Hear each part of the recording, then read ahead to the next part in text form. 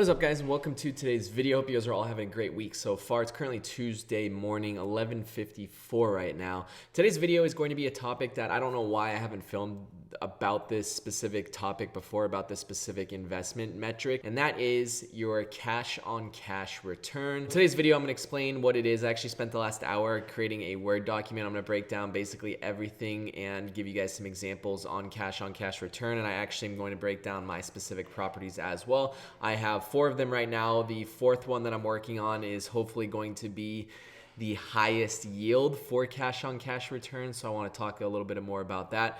But I also just kind of want to explain you guys why I think this is such an important metric and it should be used for every single property that you guys look at from an investment standpoint.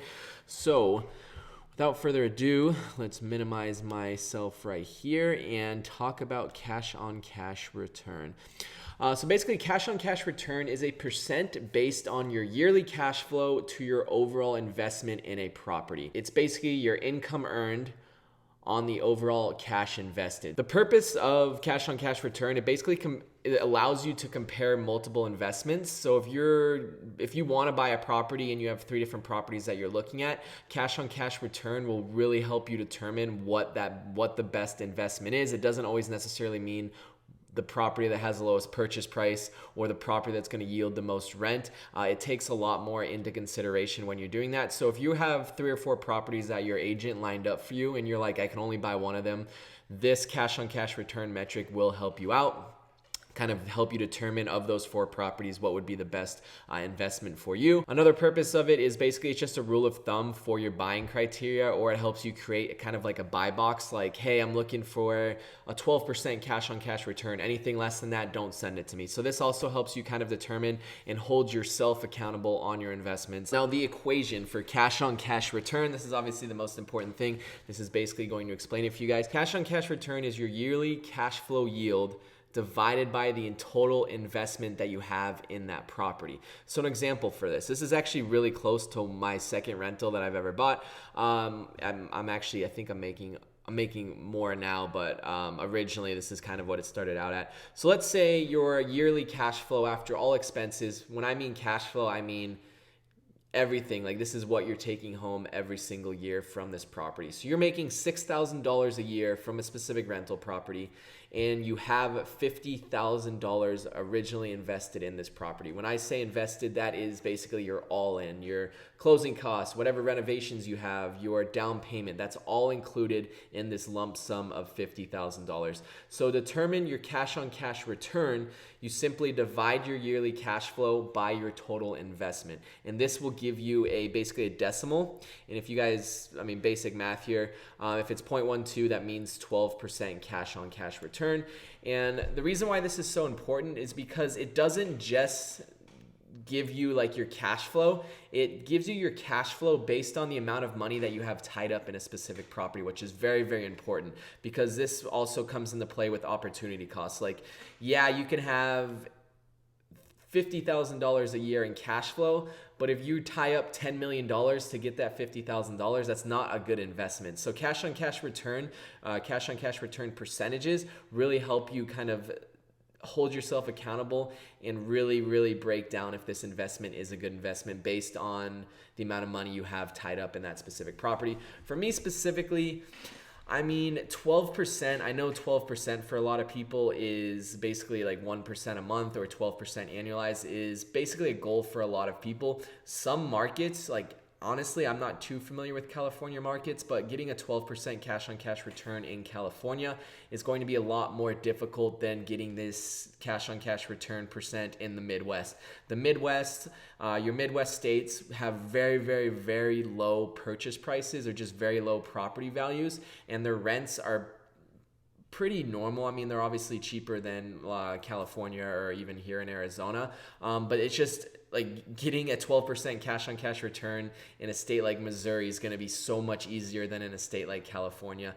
So yes, this 12% can vary per state, but for me, I started my investing career in 2019 wanting 12% or more on my properties. If it yielded me 10%, it wouldn't be worth it. If it was 10%, then you'd have to kind of determine, okay, what do I need to purchase this property for in order to get that 12% cash on cash return? So that's what I'll talk about a little bit later in this video. So the next thing I want to talk about is kind of how you set up to determine if a deal is a good deal or not. And I actually have an example down here, and then I actually have a real life example of my personal property.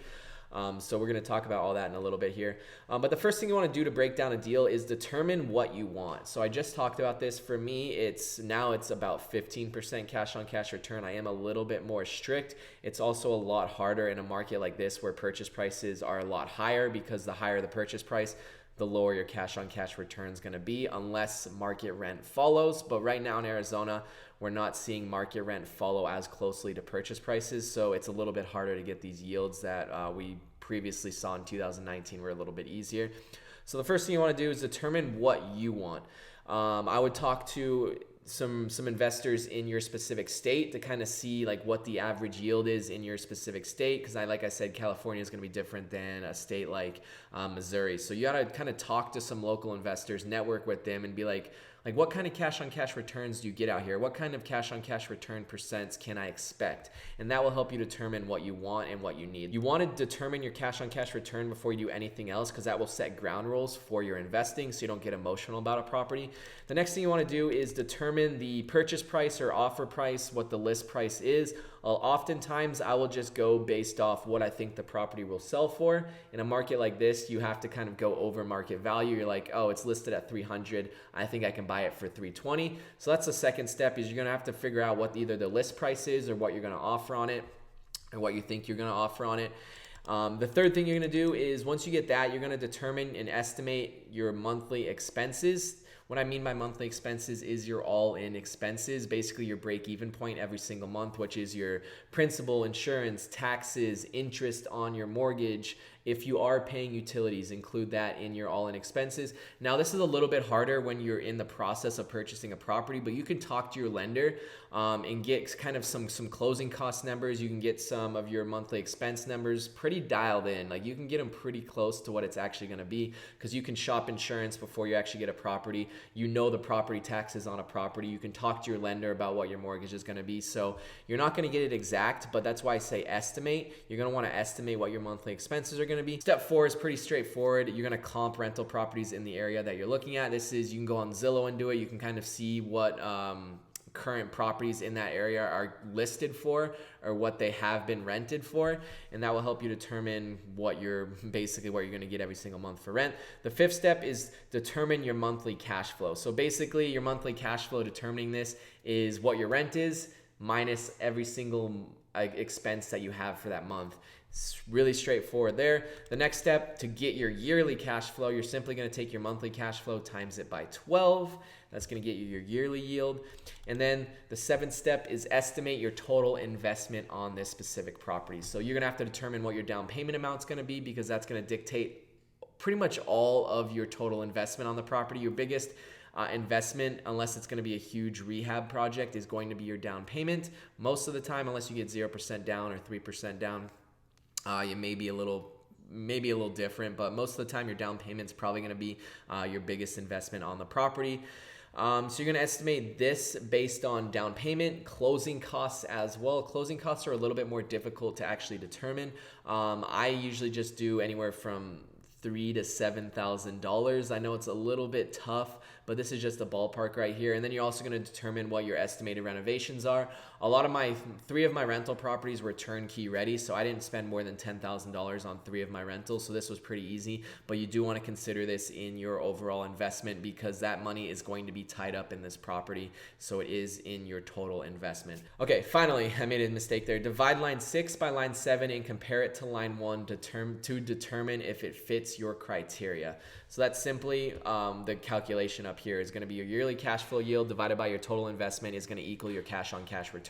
So another thing that I want to talk about real quick is determining your max offer. Sometimes it doesn't quite fit your buyer box. Sometimes it can be even higher. Like, you can have a 16% yield based on the list price, but you know that it's going to get bought out way more than the list price. So you're like, okay, I have to figure out what is the max offer I can make on this property by still getting my 12% yield. Sometimes it's the opposite. Sometimes your cash on cash return is too low for the actual list price, and you want to determine, okay, what is my max offer that I can offer on this property to get me up to 12%. So in this case, you're gonna have to offer lower than the list price to do that, but this is very, very important, and it helps you really determine what you're gonna offer on a specific property. Let's go through an actual example here, guys. This one is actually pretty close to one of my actual rental properties, so I wanted to just use this because I'm pretty familiar with these kind of numbers right here. And then another example down below right here is actually what I purchased this property for, and it did fit my cash on cash return. So let's say for me, like I said, my goal right now nowadays is 15% cash on cash return in order for me to actually entertain the offer. This specific example, this property is listed at $225,000. I'm going to put 25% down on this property. So this is what you have to determine as well. Now, 25% down on this property with a purchase price of $225,000 is going to make my monthly payments, my principal, insurance, taxes, and interest right around $1,000. I did round up a little bit, and I'm actually having my tenant pay utilities on this, so I don't have any utility bills. And market rent for this property is $1,800, making my monthly cash flow on this $800, because you're simply going what I'm getting for rent minus what my expenses are is going to yield me my cash flow. And then you're going to do 800 times 12, which is $9,600 a year I'm making on this property. The next step, we're going to determine what our total investment is on this property. 25% of $225,000 is $56,000 down payment. Let's say for this example, which is actually kind of true, I spent about $10,000, or I'm planning on spending about $10,000 in renovations on this property. These are all projected numbers because you haven't bought the property yet. Keep that in mind. So let's say, I'm about to spend, so let's just say you estimate $10,000 in renovations, $5,000 in estimated closing costs, which your lender can really help dial this down as well. They can give you a good idea on what your closing costs are going to be. So all these three things added up will give me my all-in on this property, my total investment of $71,000. So I simply take my yearly cash flow divided by my all-in investment, which is $71,000. This specific property at $225,000 will only yield me 13.5% a year on my money. Now, this specific investment does not fit my criteria. So now I want to determine, okay, I really like this house, but I want to figure out what is my max purchase price in order for me to get that 15% yield. So let's just try $200,000 on this. So basically the only things that change is line 3 changes from $1,000 to $950, which is basically my monthly expenses. Now the reason why it's $50 lower is because I just have less of a loan on this property, meaning I have less of a monthly payment. Line 5, which is right here, my monthly cash flow changes from $800 to $850. Line 7 changes from $71,000 total invested to $65,000 total invested because of my down payments lower now. So now with all those things changed, you're going to run the new numbers on here. So my new cash flow every single year is $10,200. My new all-in expenses is $65,000, which gives me a 15.6% return on a $200,000 purchase price, which fits my buying box. So basically that kind of just sums up cash on cash return. It really helps you determine how good an investment is. It really only determines this based on like cash flow every single year. So one thing I want to talk about now is the drawbacks of cash on cash return, because it's very important that you know the positives of it, but also you know the negatives and things that you don't want to utilize it for. One big thing is cash on cash return does not account for property appreciation or projected rental rates. What I mean by projected rental rates is, for me, moving forward, a lot of the properties that I'm going to purchase may not have a great cash flow right now or cash on cash return right now, but I'm buying these properties based on what I think this neighborhood or what I think this city will do in the next 5 to 10 years. For example, I am looking right now a lot in Queen Creek and Santan Valley. Yes, cash flow is not the greatest compared to the purchase price, so that makes my cash on cash return not great. But I think in 5 to 10 years, the projected rental rates will shoot up much faster than places like Phoenix, Arizona, which are already established. For example, if I go buy a house in Santan Valley, I'm not going to let cash on cash return metric weigh in as much as I would in a house in Phoenix where it's already established. So, and it also doesn't take in mind appreciation. One thing that I want to make an example of is my specific property. The third property I ever bought is actually my lowest cash on cash return, but it's also my highest equity property that I've ever bought. The second one is the bigger renovation properties will skew the data because the amount invested. So for example, my fourth rental property, I am putting in probably after everything about $80,000 in of my own money in renovations and furnishings for this Airbnb. That is about what my down payment is on this property. So I'm gonna probably be all in on this house about $160,000 to $165,000 of my own money with renovations, with down payment. I mean, hopefully it's gonna yield what I think it's gonna yield, but if this was a normal rental property and I had renovated it that much and only cash flowed $1,000 a month, it would look way worse, although the investment long term has a lot of sweat equity into it because you put renovations into it. It has a lot more appreciation now because you put renovations into it. So things like that, like these fix and flip properties, if you're gonna fix a house and hold on to it, you're putting in a lot more money to renovate the house, but you're getting all that appreciation. It's just not showing up on your cash on cash yield. So that's also very, very important. You want to keep in mind how big the renovations are on this property because that's going to skew your data quite a bit as well. My fourth rental property, I think I said it earlier in this video, I hope it's my highest cash on cash return just because one, it's the highest risk property I've ever had. I'm putting in so much money into this property that it pretty much has to yield over 25% for me to make it worth it. So we will see. It's going to be an Airbnb, but I think it could potentially yield 24 to 25% a year on my investment, which would be really, really cool. But we'll talk about that a little bit later because obviously this is all just projections. Don't have any set numbers on this yet. Now for the just conclusion of this, cash on cash return is a great metric for those simply looking for a specific yield or strictly investing for cash flow or passive income. It's a pretty straightforward metric in that sense, but has its limiting factors when it comes to investing for appreciation.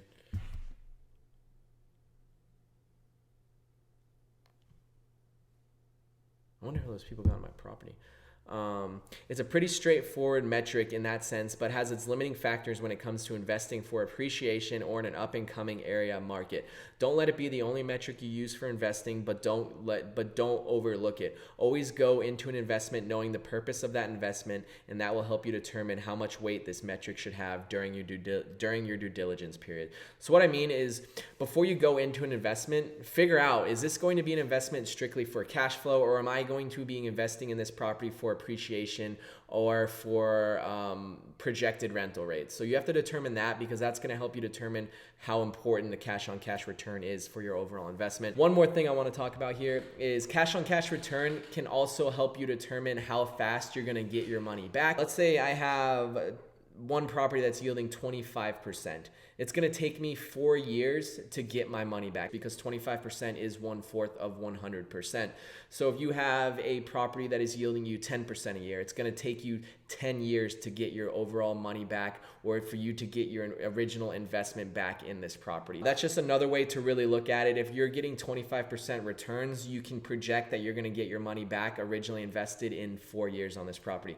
20%, you're going to get it back in 5 years. So that's another thing I just wanted to kind of make a note of for you guys. Let me know if you guys have any questions. This is, I don't know about this video. I don't know if you guys are going to watch the whole thing. It's very long and just a lot of information in there. I hope I explained things well. Please drop a like if you guys are looking in the Arizona area to invest in a property. I love to work with you guys. This is exactly what I look for in myself and for my clients as well when looking for investments. Follow me on TikTok, follow me on Instagram, and if you guys aren't subscribed on YouTube, be sure to hit the subscription button as well. I'll see you guys soon.